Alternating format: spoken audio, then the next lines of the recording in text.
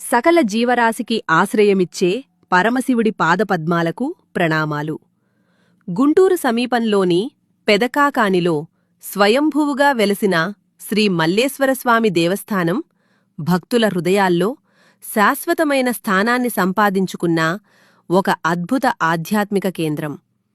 ఇక మనం కాకానిలో వెలసిన శివుని గురించి ఇప్పుడు తెలుసుకుందాం. ఇక్కడ కొలువైయున్న ఆది దంపతులు శ్రీ మల్లికార్జున స్వామి, బ్రహ్మరాంబ అమ్మవార్లు. శ్రీశైల మహాక్షేత్రంలోని జ్యోతిర్లింగానికి సాటిగా భక్తుల కోర్కెలు తీర్చే కల్పవృక్షాలుగా ఆరాధనలు అందుకుంటున్నారు. వారి దివ్య సన్నిధి ఈ ప్రదేశాన్ని అత్యంత పవిత్రంగా మార్చింది.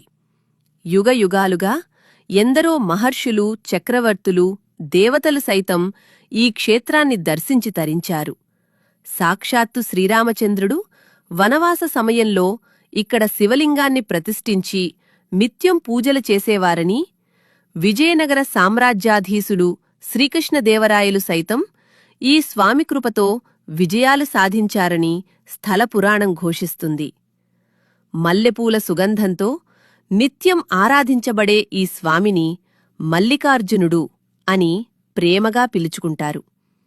పెదకాకాని మల్లేశ్వరస్వామిని హృదయపూర్వకంగా స్మరించినంత మాత్రాన కష్టాల కారు చీకట్లు తొలగిపోయి జీవితంలో వెలుగులు నిండుతాయని, సకల దుఃఖాలు శాంతించి ఆత్మకు మోక్షం లభిస్తుందని భక్తుల ప్రగాఢ విశ్వాసం.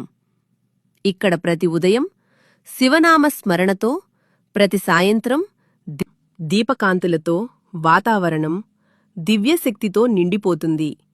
ఈ మహిమాన్వితమైన క్షేత్రాన్ని దర్శించి ఆ పరమశివుని అనుగ్రహాన్ని పొంది మీ మనసు ప్రశాంతంగా, మీ జీవితం ఆనందమయంగా మారాలని ఆశిస్తున్నాను.